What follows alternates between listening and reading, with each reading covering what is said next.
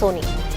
28 opposition parties of the alliance called the INDIA are all set to begin their third meet in Mumbai. Amidst fair criticism coming in from their political opponent BJP, the alliance formed to defeat the election machinery of the BJP hopes to get some political structure which can give it some credentials as far as that electoral mandate and securing that electoral mandate is concerned, which they hope to do. So far, they have been criticized by the BJP for having no agreement on seat sharing, a common minimum agenda, or even a prime ministerial face. This meeting in Mumbai shall be crucial to the future and fate of this alliance. Will they be able to iron out the key issues that have been haunting them for far too long?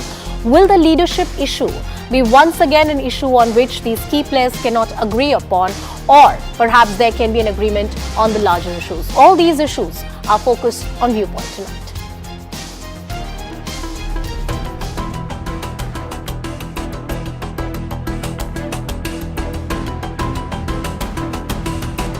अरे ये तो पूरी की पूरी अब तय करेंगे हम किस तरीके से हमारे देश की संवैधानिक व्यवस्था को बचाना है।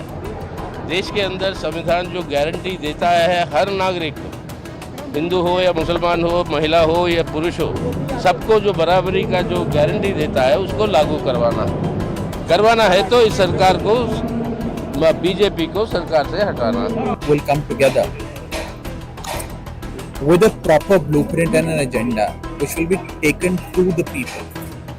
The methodology of taking it to the people, the solutions that we will offer for the problems and the ailments that the country is today suffering from is what remains to be seen.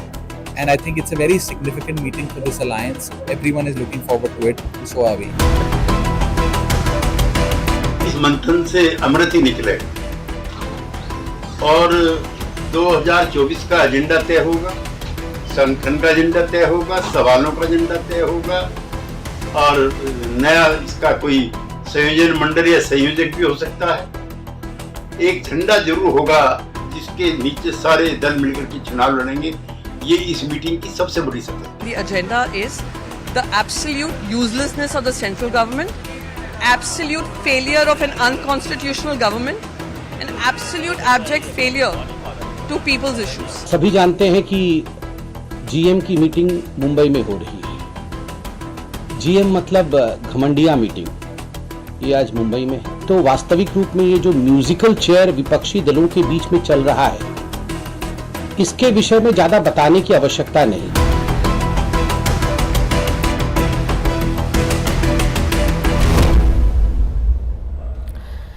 Can the opposition differences be kept aside? Can they sieve through those differences and create a bigger alliance that can challenge the BJP ahead of 2024? A billion plus Indians want a strong opposition in this country. Is that something really possible? Joining us on the broadcast is Mr. R.P. Singh, the national spokesperson of the BJP. We'll also be joined by Swati Malik from the Congress Party, Mr. Kovai Satyan from the AIADMK is also with us on the show, and Mr. Tausifur Rahman, who is the spokesperson of TMC, is also with us on the broadcast. Mr. Singh, I'm waiting for the Congress Party to join us, but the Congress Party argues that we can forge an alliance based on key issues. We don't need to have a common leadership phase. All we need is a host of issues that appeal to the people. BJP is just overplaying the problem pertaining to leadership. Mr. R.P. Singh. Well, it's not us who are overplaying the problem, but the problem is there. Everyone can see with the naked eye. Mr. Kejriwal other day was in Chhattisgarh and he said Mr. Baghel is the most corrupt chief minister ever in Indian history. It's not me. Mr. Kejriwal was saying so in a public meeting in Chhattisgarh. He said he's going to contest Madhya Pradesh and Bihar. Are we blind to it?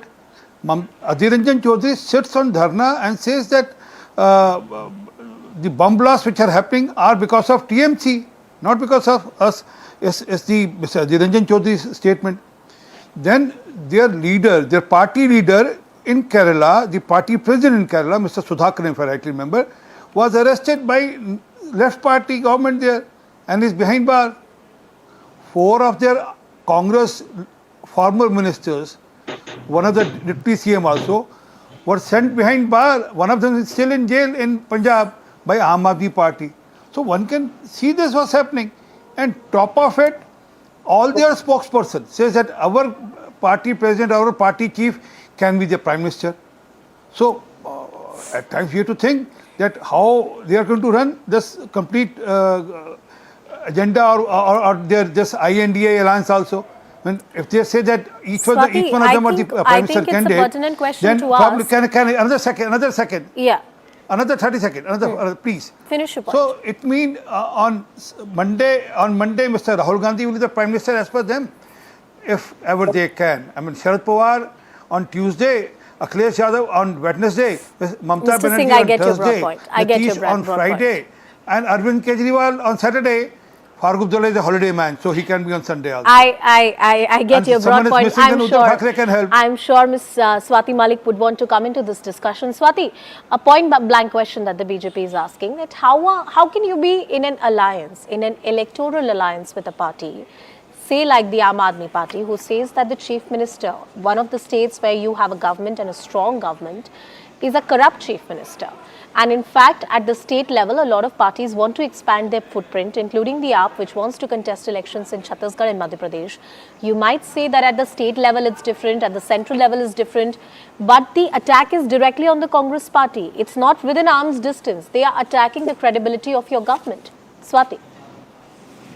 So thank you for this question, because I'm sure most of your viewers are also thinking the same. You know, like how can these parties who have regional dispute, how can they come together? But like you answered the question while you were asking me this. What the alliance is for 2024. It's for the center. It's for the parliament. It's not like we are going to. It's not like each party is going to be contesting against each other. Mr. RP Singh, please extend some courtesy, sir. So what I'm saying is, it is not. I didn't say Okay, anything. one at a time. I'll just have the Congress party right now. Swati Malik, please go ahead. Make your point.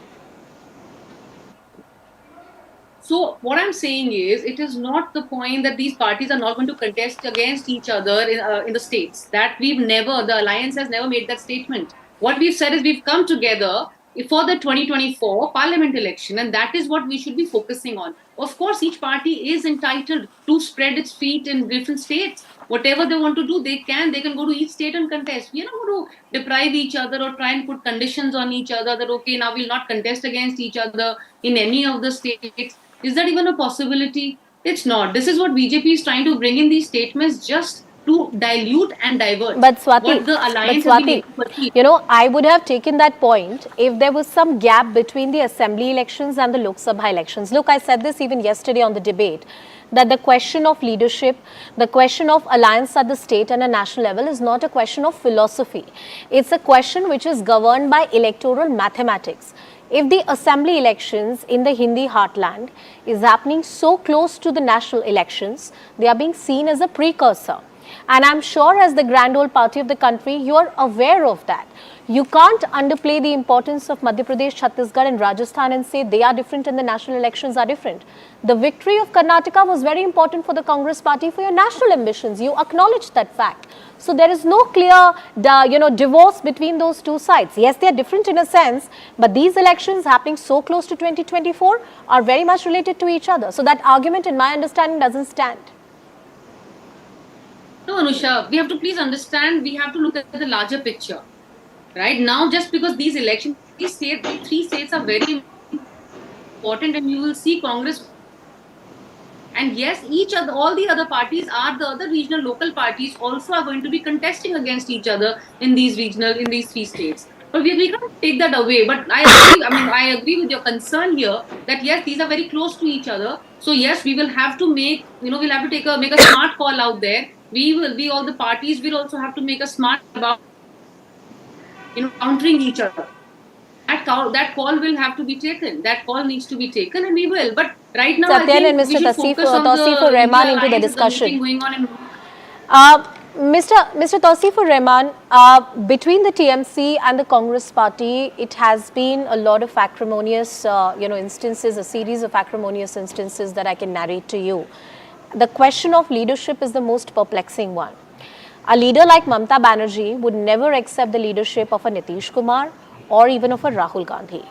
Now, if that cannot be settled, do you think, as a political party, that there can be any alliance at the state level, say in a state of West Bengal, that you can form with the Congress party in the run-up to 2024? Is that a possibility for you? Good evening, ma'am. Ma'am, you have to understand that when Nitish Kumar had this idea of making this alliance and talking with all the other political parties, Mamta Banerjee has a very positive note on this, and she agreed in a very first day. Now, if you think about like, well, she can be okay with Nitish Kumar, if she's okay with Adhir Ranjan Chaudhary, if she's okay with Rahul Gandhi, Kharge ji, Uddhav Thackeray ji, whatsoever. But the biggest narrative and the most important thing is to save India and its democracy. And to save its democracy, Mamta Banerjee has said in its very first meeting that I am allowing myself to do all kind of positive things under this India alliance. Now, this is very straight. But my point is, why the BJP, the non-development alliance, the NDA is worried about? And what they are worried about? Are they worried about who is the prime minister? They should not be worrying about. If they are dreaming to get more than 300 seats, they should be focusing on the manifesto. They shouldn't be focusing on India alliance. Why they are worried? Why they are getting nervous? Because if you are crossing 300 seats, you should be focusing on that. But the problem is that they haven't done anything in this last 9 years. So they are nervous. And take it from me, they are not going to cross 150 seats. That is the main reason why RP Singh ji is laughing. Yes, the differences are there. Na ittifaqi to hai. We never denied that. And who is going to share what? Everything will be decided. Who's going to be the prime minister? Things will be decided. I'm sure. What about the poverty? Did the No, Narendra Modi you know what? government What talk I about find the rather poverty? interesting, Tausif, They I'll tell never you thought that. about No, the I'll tell poverty. you that. I'll tell you one thing. What I find rather interesting is that very categorically political parties like the Congress and the TMC say, look, state elections and central elections are two very different things.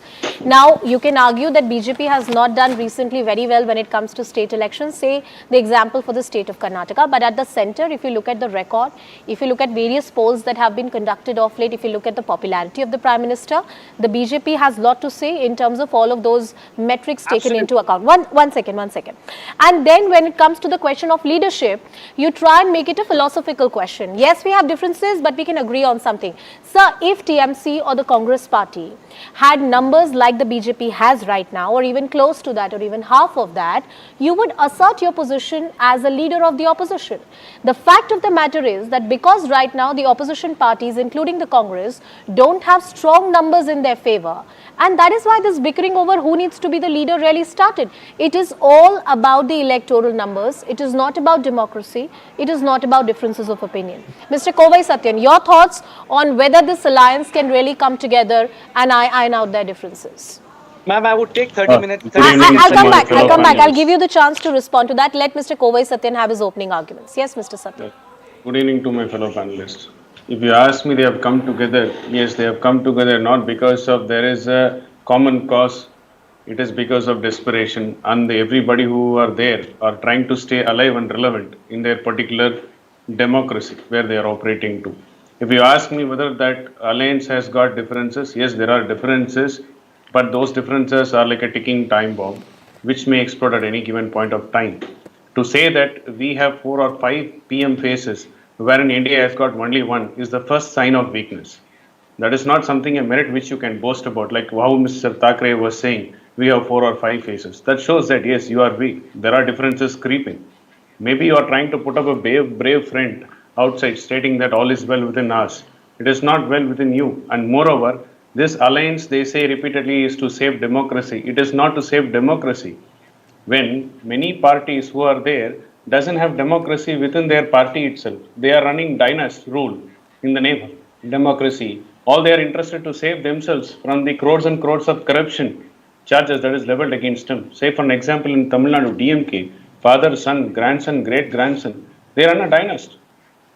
And what is that they are there to save democracy when their party itself has Is got it no all about, democracy it is all within about, itself. it's not a question, but I say it as a statement to you and I'd like to know your opinion on this.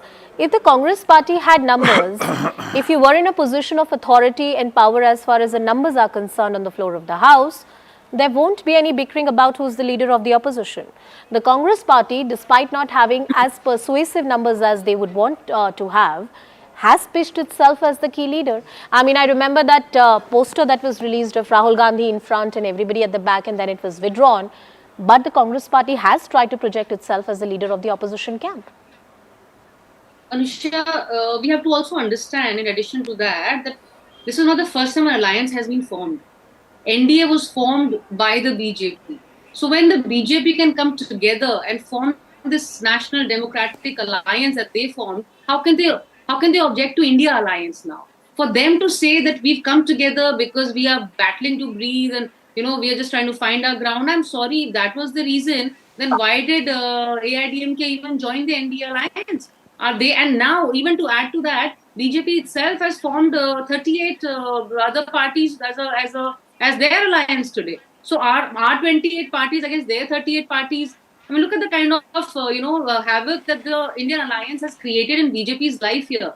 And coming to your question and your statement rather, that if we were in a stronger number, I admit and we admit that we are not in strong numbers in 2019 election. And that is the reason we've introspected. That is the reason all of these opposition parties now have introspected. It's not been easy for any of the parties to come together as an alliance. We are supposed to be politically, opposition to each other in states. So for us to come together is also after a lot of introspection, but we also realize this is what is needed to save the country. All right, before I go back to RP Singh, I want to bring in Tausifur Rahman because he had a point to make. But Tausif, is it about quote unquote saving the country, saving democracy, or is it about saving your own political existence? And I'll tell you why I raised that argument. Because the UPA alliance or the NDA alliance, forming an alliance in a democracy is the most natural thing that can happen. That's not the moot question here. Absolutely. All these parties have come together, not for a common agenda, but none of them have the numbers that they require to defeat BJP at the center. And it's political necessity which is bringing them together, not any higher ideals of saving the democracy. Answer that point. Ma'am, when we started the freedom movement, we had no numbers. And we fought with the Britishers, we kicked them out. So there is no numbers game over here. Yes, BJP has got more numbers as of now. But when you talk about West Bengal, about our identity, we are ruling from last 2 decades, like it's been like 10 years to 11 years. So we are settled in West Bengal. But we are not selfish. We have to understand what's happening in India. Not only in West Bengal, what's happening in Uttar Pradesh, what's happening in Rajasthan, Chhattisgarh, Madhya Pradesh. So we are concerned about it. It's all about democracy. And when RP Singh ji is talking about the corruption, I don't understand why Narendra Modi, when he was giving a speech for NCP and 70,000 crore ka ghapla, immediately he took several MLAs from NCP itself. So what corruption are you talking about? Whenever there is a corruption, it's like a washing machine. They take the MLAs from that side, they put it in themselves, and they wash them cleanly. They look neat and clean, and the whole episode ends there. So RP Singh ji, you don't talk about corruption. If you think some political party is totally corrupted, you should not buy their MLAs. Okay, let's talk about the issue of corruption.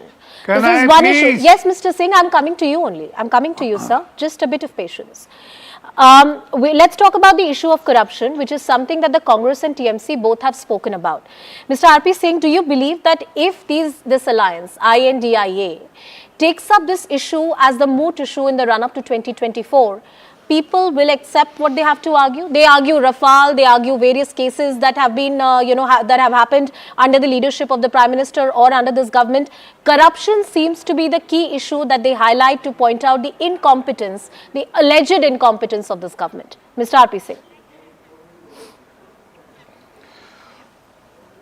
Just recently, there's one single MLA who got elected in a by-election in West Bengal from Sagardighi. He was forced to join TMC. Mr. Brijan Biswas, he is no more with Congress. So they talk about buying MLAs and but I guess he was not corrupted. Look who's talking. One at a time. I never interrupted. Mr. RP Singh first, and then I'll go to Tausifur Rahman. Yes, Mr. Singh. See, it hurts. It hurts when sorry. It really pinches, huh? So, but the question is, who are the alliance partners? Rahul Gandhi, a dynasty. Mamata Banerjee and Abhishek Banerjee trying to run a dynasty. Sharad Pawar running a dynasty. There is an Akhilesh Yadav part of dynasty. And why are they running dynasties? Mr. Yadav from Lalu Yadav and his son, dynasty. And then all of them are deeply involved in corruption. When the load of trunks filled with money was found at TMC's member's house, the minister's house. No one else. Abhishek Banerjee is still under investigation for coal scam. So all those who are corrupt have come together and trying to save the dynasties for reason because they know if they don't do this, they'll be finished because courts will not give them any chance. Manish Sisodia and Satinder Jain are the best examples. They have tried their best. Court don't give them any chance. So is Rahul Gandhi and Sonia Gandhi. They went to court seeking for quashing the cases, but court has not allowed that. So ultimate objective is to save their skin from corruption and ensure for that reason to balance their dynasty. Mr. Tawseefur Rahman, you as an opposition leader, including various other opposition parties, have often raised the issue of corruption. That look, this is the moot issue and the central agencies are being misused to somehow run a propaganda against the opposition parties. However, none of this narrative has really found merit in the courts of law. I don't want to quote any political party right now because the Aam Aadmi Party is not with us on the broadcast to respond. Please. Yes, sir, I'm coming to you. This question is for you. But there are various leaders of the TMC as well who have been accused in serious offences and serious crimes. So how does the issue of corruption become one which TMC can raise against the BJP? You're equally guilty. No, I never said that the corruption is only in one political party. The corruption is there everywhere, and to finish the corruption, India Alliance is there. Yes, you pointed very well that there are some corruption happened in TMC as well, and all the members who did that, only 2, they are suspended. But is any member from BJP suspended yet? No. The answer is totally no. So when you talk about corruption and he spoke about the by-election, I give you a challenge. Name one. Speaking one at a time. Mr. Tawseefur Rahman, no personal comments. Please go ahead, make your point. Please don't get Nobody is going to make any personal comments. When you spoke about the by-election, yes, that guy wanted to join Trinamool Congress. And we always said, man, when you talk about the seat sharing, very first day of India Alliance, TMC and Congress, they both decided if anywhere Congress is strong, Congress in Rajasthan. Yeah, we've got your audio. If strong is West Bengal, Rahul Gandhi will come in West Bengal and he will campaign for Trinamool Congress. Let me tell you, RP Singh ji, you talk about dynasty. Who is Pankaj Singh, son of Rajnath Singh? Who is Piyush Goyal, son of Ved Prakash Goyal? Who is Dharmendra Pradhan, son of Demendra Pradhan? Who is Anurag Thakur, son of Prem Kumar Dhumal? Who is Madharav Scindia's son, Jyotiraj Scindia? Who is Nitish Rane, Narayan Rane?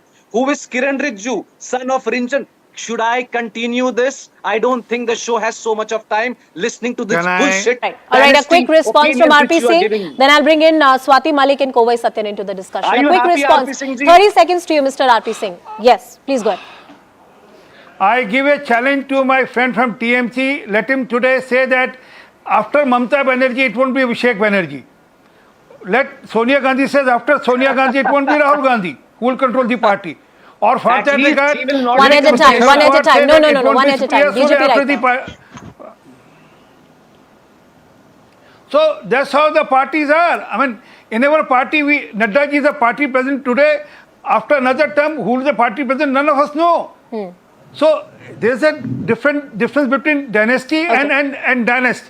And that's the problem. Their parties are run by dynasty and dynast because they want to control their corruption. So you are basically arguing that a father or a son or people from the same family may be in the same political party, but that doesn't mean that they'll be in a position of power, and that separates the BJP from the other parties. Mr. Tawseefur Rahman, I want to shift to another moot point. Swati, coming back to you, there are various issues that the opposition parties have raised. Corruption is one. We spoke about it. You raised the issue of Manipur. You raised the issue of inflation. You raised the issue of Chinese incursions along the border, along the LAC. But it seems like, as a political observer to me and as a journalist, that there is no coherent narrative that the opposition parties have been able to stitch and weave together. You need a coherent political narrative to take on this big machinery of the BJP, which is known to churn electoral victories. There is no one particular narrative which has worked in favor of you, and that's the reason that the Congress party has decimated. And I talk about the numbers that you've been able to garner in Lok Sabha elections. Swati.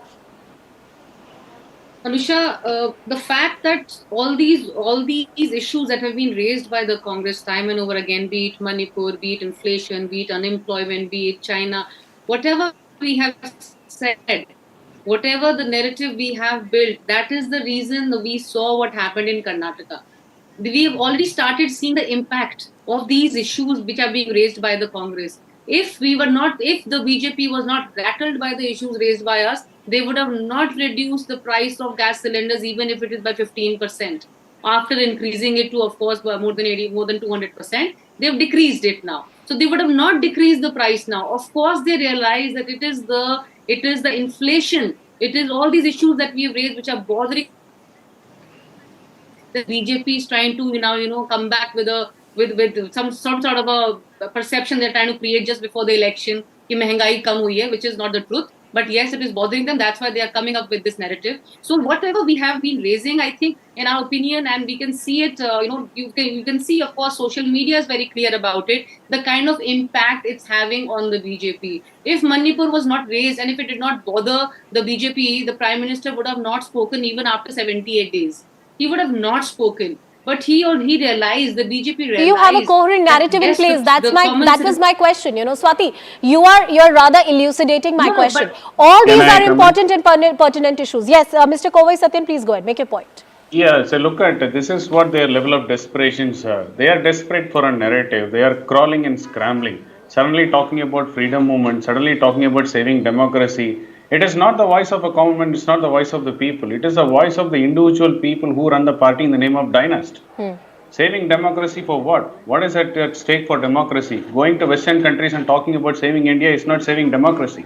It has to be from the people. You have to be the voice of voiceless. Whether these allies who had come together took a common point, which is the need of the people, so far no. They say saving democracy. And is it from the voice of a common man? It is not so. It is their narrative which they are trying to thrust upon the people of India.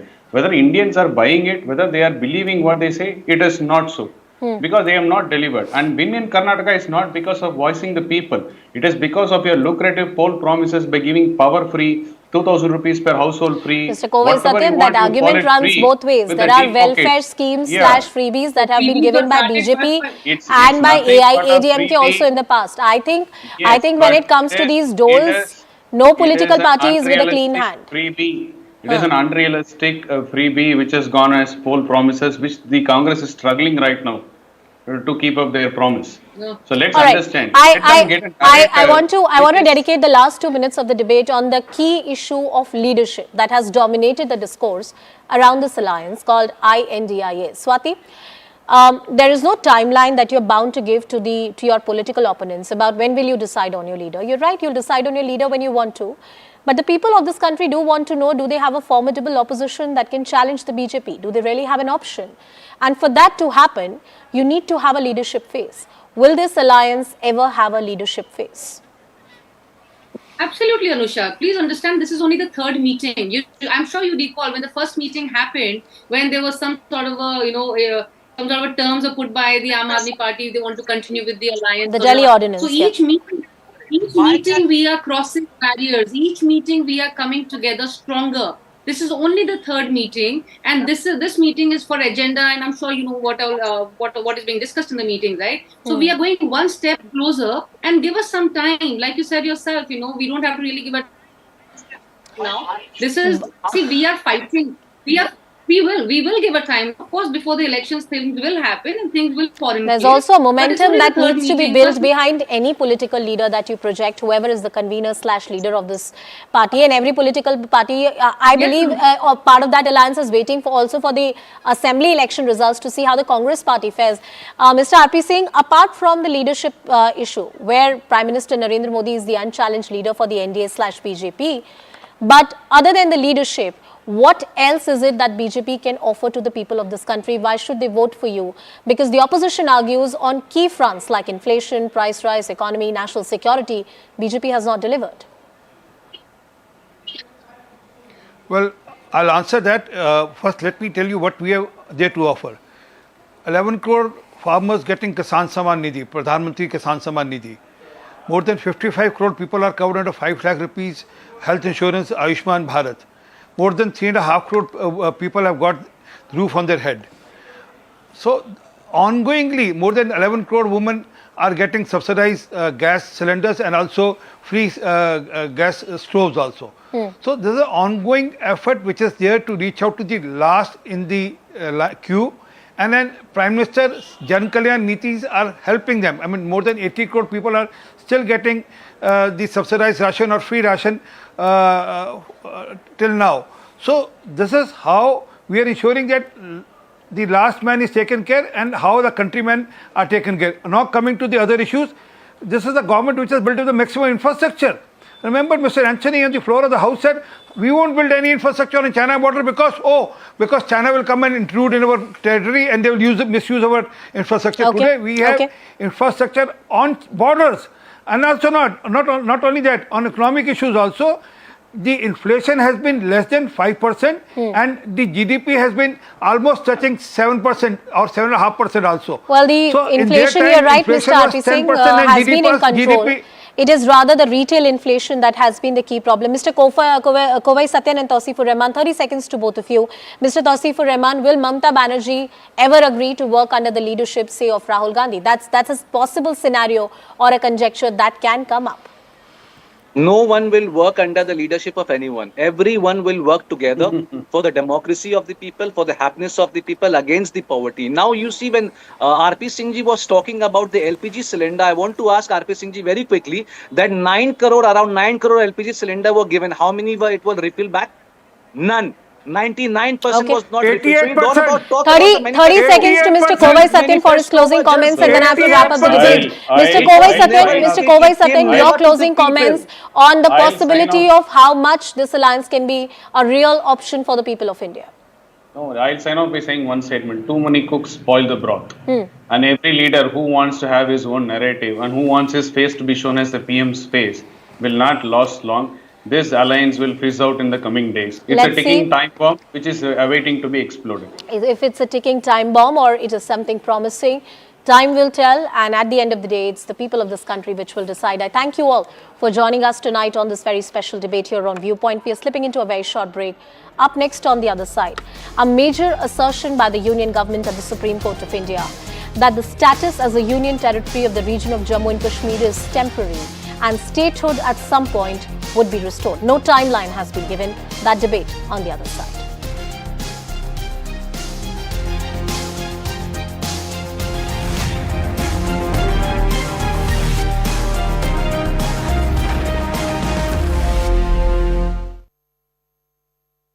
Co-powered by. There will be discussion on the convener, but will a PM face also be decided, because that's a question that people are asking? No, people are not asking.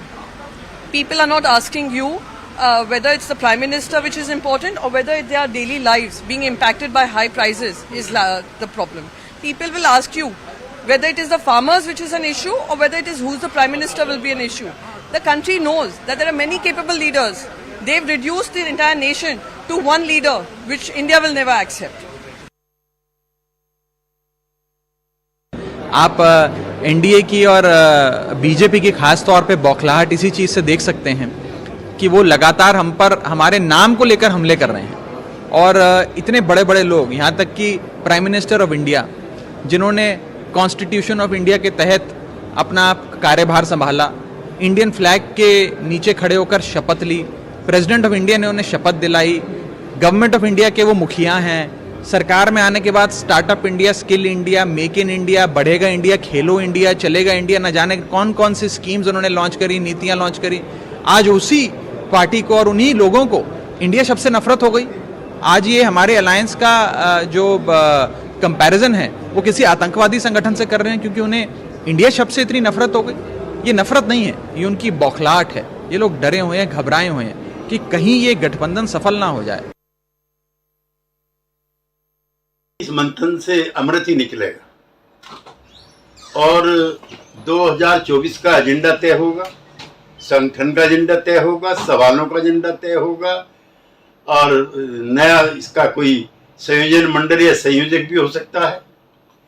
एक झंडा जरूर होगा जिसके नीचे सारे दल मिलकर के चुनाव लड़ेंगे। ये इस मीटिंग की सबसे बड़ी सफलता। देखिए, हम इंडिया के संस्थापक हैं। नीतीश कुमार जी के ही प्रारंभिक प्रयासों का नतीजा है कि इंडिया का निर्माण हुआ। वो किसी पद के लिए या किसी संगठनात्मक पद के लिए नहीं था, वो 2024 में भारतीय जनता पार्टी से इफेक्टिव तरीके से मुकाबला करने के लिए था। हमें प्रसन्नता है कि हमारा लगा हुआ पौधा आज फल दे रहा है और इंडिया का विस्तार हो रहा है। At 6 p.m. is when all of the opposition leaders are going to be at that meeting venue. 6:30 is when those informal talks happen, which is why the BJP says that this is nothing more than a party. But we have leaders that are already reaching in Mumbai now ahead of that meeting. Sonia Gandhi and Rahul Gandhi have just arrived. But let's take a look at what the Congress's stand on this is, because remember, massive controversy erupted after a poster was put out by the Congress party on its social media handles yesterday, which portrayed Rahul, or projected Rahul Gandhi as the leader of this pack, and that seems to have ruffled a few feathers. So now, sources within the Congress party have told your channel that they are not going to be pitching for the post of the convener. The Congress is not going to be dictating any terms. They're not going to be wanting to be the natural leader of this India alliance. That's what we're now learning. The party doesn't want to leave the India bloc. They want to take everyone forward. They do not want to project this big brother image. The Congress wants allies to decide on who the convener is going to be. It is going to be a joint discussion, a joint decision. The Congress will not naturally want to be the convener or be the leader of this alliance, is the image that they want to project. CNN News 18 has now accessed the agenda of this all-crucial meeting. Remember, this is the third meeting that is taking place of this opposition bloc titled India. The finalization of India's logo is on the cards. That's going to be unveiled tomorrow, followed by discussions on key issues ahead of 2024 elections. A panel is also likely to be formed for the national agenda. The meeting comes amidst many claimants for the post of the Prime Minister, but that is something that a decision is not going to come to the fore just as yet. A top source in the Grand Old Party has now told CNN News 18 that the Congress will not be pitching for the convener's post just as yet. They do not want to play the big brother as far as this alliance goes. That's not the optics they want to project, is what we're learning. Meanwhile, Maharashtra Chief Minister Eknath Shinde is also going to be holding a dinner for the BJP and its alliance partners in Mumbai. So one city, two different alliances, two different meetings and two different optics. All of that buzz is being captured here on CNN News 18. But first, let's get you some reactions coming in from the opposition camp. ये तो बात अगर आप देखें तो BJP जितना हमें target कर रही है, उनके मन में डर बैठा हुआ है कि इंडिया भी जीत रही है। उनकी नफरत है वो भारत से, उनकी नफरत इंडिया से, उनकी नफरत हमारे देश के संविधान से है, और वो हम उन्हें जीतने नहीं देंगे। नहीं, क्या महायुति, ये तो सारे डरपोक लोग साथ में आए हुए हैं, जो ईडी को डर रहे थे, एनआईए को डर रहे थे। ये सारे लोग एक साथ अगर आप देखें तो महाराष्ट्र को पीछे लेके जा रहे हैं, तो हम उनके और ध्यान नहीं देखें। अगर आप देखें तो आज किसान त्रस्त है, आज महिलाओं की आवाज कोई सुन रहा नहीं है, उनके लिए हम लड़ रहे हैं। I think you must have heard from Uddhav ji very clearly yesterday that we have many choices. You have a country of 120 crore people. The BJP has no choice, but we have many choices for the PM face. देखिए, अगर आपको विकास का एक ताना बाना बुनना है देश में, if you want to really have development in this country, विकास का ताना बाना बुनना है इस देश में, तो आपके पास नीति की सूत होनी चाहिए, नियत का कपास होना चाहिए।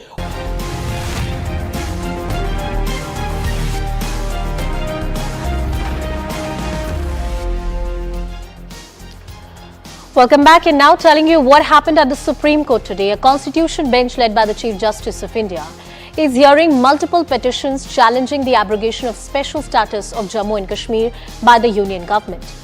During the arguments, there was a question that was asked by the CJI that when will elections be held in the union territory of Jammu and Kashmir? To which today the Solicitor General said, "We are committed to restoring statehood, but no clear timeline can be given." The Solicitor General argued that the process of restoration of normalcy involves countering terrorism. It also involves making sure that the tourism activities have taken a step forward, and more importantly, the peace and development agenda is further taken forward. With all of those arguments, the centre did not give any clear timeline, but reiterated that restoration of statehood is of utmost importance. After that statement, the parties in the valley, including the NC, PDP and the Congress, have taken pot shots at the government and said, how can rights of voting, how can democratic rights be suspended in this manner? The BJP or the union government argues that it is necessary, keeping the special conditions of the UT in mind, that these steps had to be taken. Is that plausible?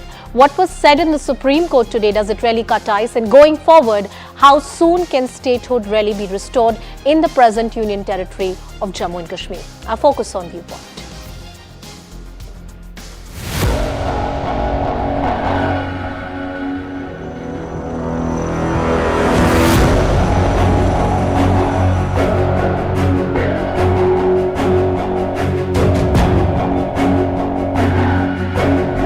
जब भी election हो हम उसके लिए तैयार हैं। तो election commission जब डिक्लेयर करता है उसके लिए प्रॉपर जो टाइम दिया जाता है वो करने के बाद सब संभव हो पाए। ये वेलकम स्टेप है कि अगर वो चुनाव अनाउंस करते हैं, जब तक चुनाव अनाउंस नहीं हो तब तक गैसिंग होगी। We would see the Election Commission of India and the Government of India throwing the ball in each other's court. Can you give me a date? If you are so satisfied, can you give me a date? I did not find a date. If your TV company has found a date, please let me know also.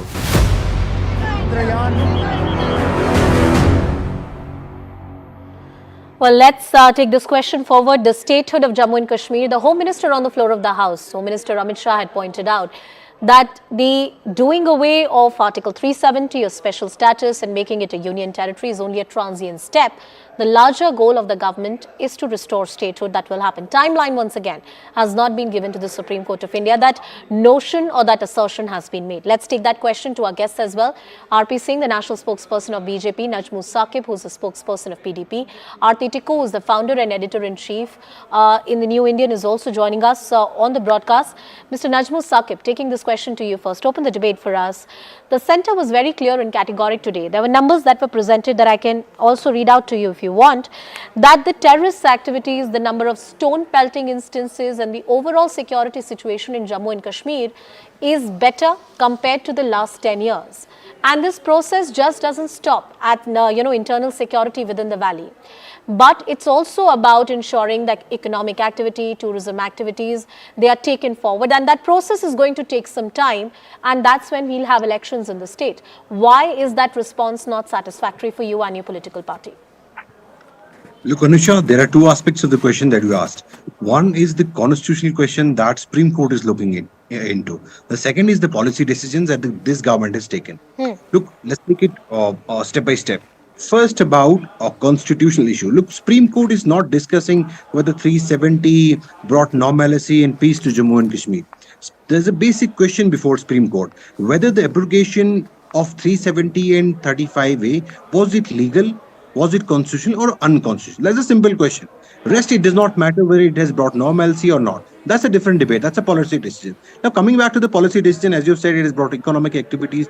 Look, the unemployment level in Jammu and Kashmir is highest in the country right now, right? That's number one. Second, you can check any number of reports, any government policy, any government, employment process that was started, a scam was found. It feels like the government is on standstill. Nothing is moving. I mean, Aarti is here. I don't want to, obviously she will, she knows things a lot better than I can say, but she knows that it's a complete paralysis of governance in Jammu and Kashmir right now. Nothing is moving. You have an IAS officer alleging that there was a 13,000 crore Jal Jeevan mission scam, and not as, no one has been held accountable till now. So look, there are a lot of things. On security front, we had just few days back in Kulgam, in Halan, 3 army personnel were ambushed in Rajouri and Poonch, districts that were declared militancy free. Najmu Saab, 1 second. But all these issues or all these problems,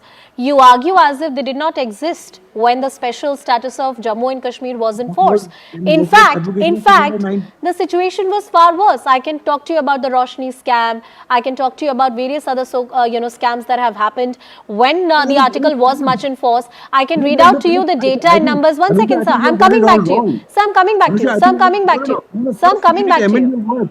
Because you're on national TV and you're a responsible person, you cannot say that it was a scam. Look, Roshni was an act passed by the Assembly of Jammu and Kashmir. It was not a scam. No court has proved it that it was a scam till now. So you cannot call it a scam. It was passed by a legislative assembly with consent of all those elected members of that assembly, including the members of BJP at that point of time. So don't call it a scam. I have read the order that was passed by the High Court. So one second, you made a point. At least listen to my point. At least listen to my point. I have read the order that was passed by the High Court, and you're right, it was an act that was passed by the government concerned then. The allocations that had happened under that particular act were a scam. That's what the court said. Yeah, but you said that was not a scam. That's what I was getting to. But it was a scam. Delhi will come and say that coming to the moot point.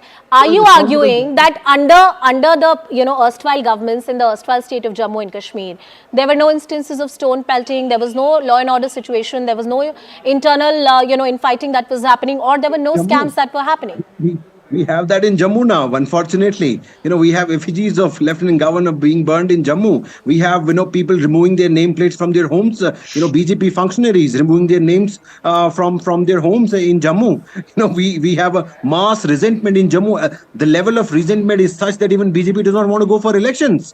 That is the level of resentment. Let me bring in Aarti Tikku and Mr. R.P. Singh into the discussion. Mr. R.P. Singh, why is the government reluctant to give a clear timeline even when the Supreme Court has asked for it? Well, there is a process, and the process is the delimitation process has just finished, and after that, obviously, the rest of the things will follow. The state election will also happen, and also earlier, the elections for the local bodies happened there. And the problem with PDP, who used to say that we won't contest election till the time 370 is come back or 35A come back, but they contested election, they lost badly because they know that they have lost the ground now. They are the local leaders who are standing and showing them the mirror today. One at a time. Najmu Saab, I'll come back to you. Let me, Mr. RP, I'll give you the opportunity. You retort to the argument he's making. Everybody has the right to make their arguments like you have. Mr. RP Singh, make your point. Not lie. Najmu Saab, nobody is sitting in judgment who's lying and who's saying the truth. Everybody is here to make arguments. Let's not get into a personal argument here. Mr. RP Singh, make your argument, then I'll go back to the other guest as well. Najmul Saab, just now you were caught live on the camera. You said there was no scam in Roshni scheme. It was a complete scam itself. The way the allocation was done for certain privileged guys, certain privileged families. So it was a complete scam. Let's wait for our turn to speak. Let's wait for our turn to speak. Let's wait for our turn to speak. No. Calling something scam does not make it a scam. It was an act passed by the assembly. Sir, don't make that argument convoluted. All of us understand that Roshni was an act passed by the assembly. The allocations done under the Roshni were a scam. That's what I have said, and that's what I'm reiterating. Aarti Tikku ji, please come into the discussion. Aarti Tikku ji, please come into the discussion, and let's get this discussion back to the moot issue. Well, just not fair, Anushka. Sir, Anusha, my name is Anusha. With due respect, I'll come back to you. Let Aarti Tikku ji also get into the discussion. Aarti ji, restoration of normalcy in Jammu and Kashmir. Is there real work that has been done on the ground? Anusha, absolutely. But before I respond to your question, I want to get to the main subject that you have posed today in your program. The issue really is that has Kashmir been a normal state since 1947, since Jammu and Kashmir became part of the Indian Union? Absolutely not. Kashmir was not a normal state. And in 2019, on August 5th, Prime Minister Modi's government finally reset and recalibrated the historical wrong that had been committed by granting Article 370, to Jammu and Kashmir in the Indian Constitution. That position, that situation has changed since 2019. Now, the question before the Supreme Court, of course, is this time enough? Or since 2019, has the situation in Kashmir changed and the environment become conducive for elections? Has the environment in Jammu and Kashmir become conducive for every institution, everything, every channel, every mechanism and every institution that functions in a democracy? And if I were the government, if I were, presenting the government's point of view, I would say that from 2019 August 5th, Jammu and Kashmir, especially Kashmir Valley, which behaved like a very abnormal entity in the Union of India since 47, is now finally back on track. But does it mean that today it's completely prepared for the next step, which is elections at the Legislative Assembly level? I would say no. But the fact is that Jammu and Kashmir since 2018, in fact, has been more democratic than it has ever been in the last 75 years. What are the parameters on which you argue that? Yes. Substantiate that. Yes. First of all, the panchayat elections. Can you imagine the decentralization that we talk about in India? We keep asking, we keep reiterating that democracy must go to the last man, last citizen in this country. Okay. And Jammu and Kashmir was deprived of that. Panchayat elections in 2018, massive point number voter one. turnout. I've taken 1 point. And yes. Point number 2, block development council elections. Again, a huge democratic exercise where people at the local level, at the ground level have been involved. There is activity. Point number 3, if you notice that in the last 4 years, since 2019, you don't see people coming to the streets, pelting stones, asking for Azadi, asking for Pakistan. And this data was also presented to the Supreme Court today by the Solicitor General of India. Mr. R.P. Singh, you were interrupted earlier. And my question to you was about the fact that why couldn't the government give a clear timeline when it comes to the restoration of statehood and conducting elections? I agree with RTG that Panchayat election or the BDC elections are very important, but they cannot be at the place of assembly elections. It's very important to restore statehood, to have elected leaders at the state level as and when the statehood is re-granted. Mr. R.P. Singh. Well, I'm saying the elections will be held. I mean, it's just a matter of time. The process of delimitation has just got over, and then the next step is elections only. But you can't just wish away the things which has happened. I mean, you can't just say that elections, DDC election, I mean, they were contested, and then we won 75 seats out of some 228 seats. So, and then rest of them managed the rest of the numbers, and in which big number was independent also. So the problem is that the democracy is there on the root level. Now assembly has to happen. So with little more, and sorry, the gentleman was talking about employment also. I have to answer that. 1 crore 80 lakh tourists came last year. Do you think that would not created the employment opportunity in Kashmir? It has created a lot of employment opportunity in Kashmir, the highest ever. I mean, we have never heard that 1 crore 80 lakh people would have gone to Kashmir. So things are changing on ground, and law and order is much better. Architiku just now told you that we have not heard about stone pelting. Now we just hear about national flag being there in every household now. So there's such thing. So things are changing now. So it's matter of time. I mean, elections will happen soon there. Okay. Mr. Najmul Saqib, you're free to make the arguments, and I'm sure there are a lot of points on which you want to rebut your fellow panelists. My question to you is that when it comes to the special status of Jammu and Kashmir, the people of Jammu were always opposed to that particular article in the Indian Constitution, and the people of Jammu had argued that in fact this is the article that should be done away with. This is not something that the people of Jammu really agree with. The restoration of special status is also a demand of certain parties, political parties within the valley, it does not resonate with the sentiments of the people of Jammu. And I ask you this question because you were talking about what is happening in Jammu right now. So are really political parties like yours in sync with what is happening, and what are the aspirations of people of Jammu? Sakib sir, please go ahead. Well, look, I think first I would want to correct, some facts, that were mentioned earlier. The first municipal election, urban local body elections that were held in Kashmir was in 2015. The panchayat elections were held in 2011 and 2018. So I think it's not for the first time, when you talk about deepening of democracy, I think we need to highlight the facts that these, devolvement of powers to the grassroots levels, I think this was a continued process, and it started from 2005 onwards when the first urban local body elections were held in 2005. That's number one. Number second point, coming to Jammu. Look, we have a serious issue. People of Jammu are not happy. Let's not internalize our own propaganda. Let's not believe in what we want to believe in, right?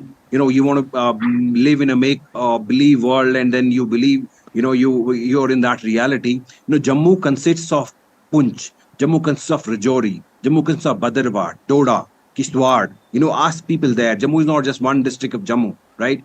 It's a substantial population that lives in Punch, Rajouri, that lives in Pir Panjal, and that lives in Chenab.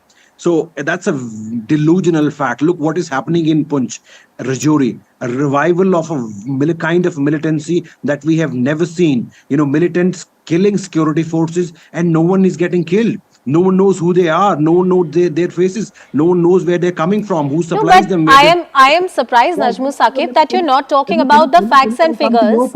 I'm giving you the floor. The floor is yours. You can make your argument, but listen to my interjection.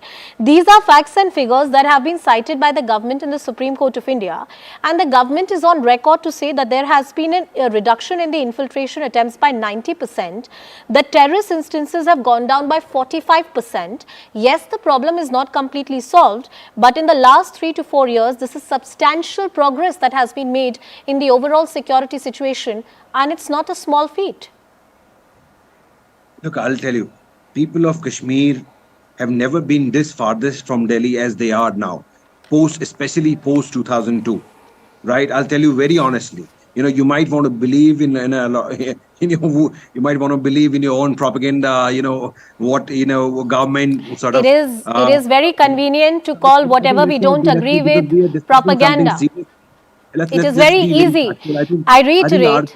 My good friend would appreciate if we talk about a lot of substantial issues, because this concerns a very strategic state. I think quoting numbers and telling you about what the government has said on record in the Supreme Court of India is substantial. And I reiterate, whatever doesn't suit our reality is a propaganda. Make your argument. Post 2019. I think that's a number that we need to look at. The number of minorities killed, the targeted assassination. So we have not seen that post 2002.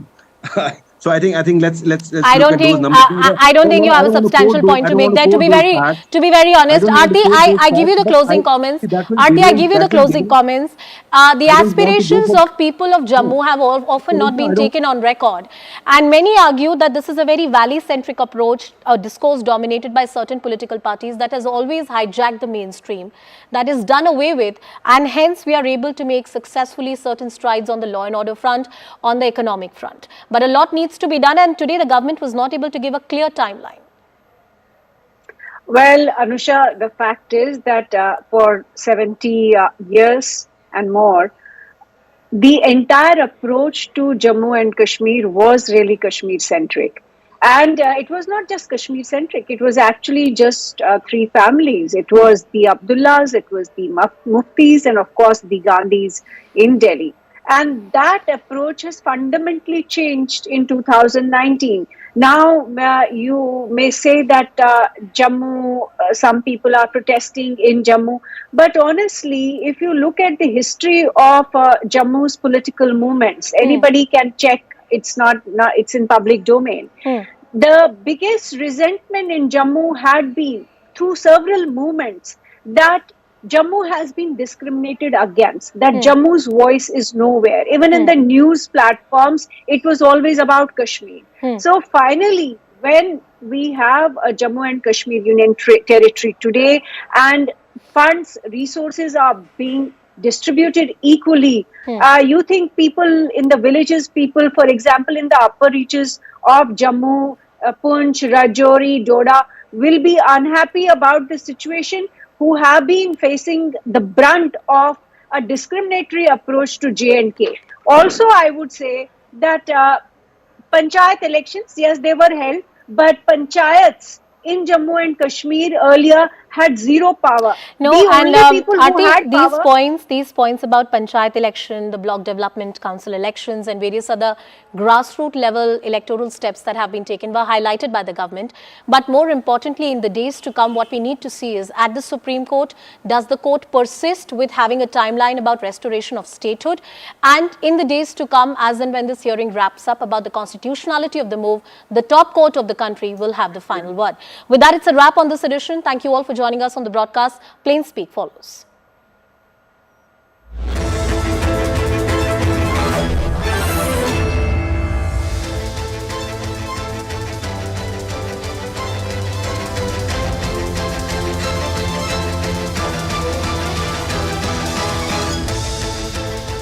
Welcome everyone. Thanks a lot for staying with us. You're watching Plain Speak with me, Shivani Gupta. The top guns of the INDIA alliance are in Mumbai for their third meet in 3 months. Around 63 representatives from 28 different parties will be meeting today and tomorrow. During the Bengaluru meet last, the opposition named their alliance as INDIA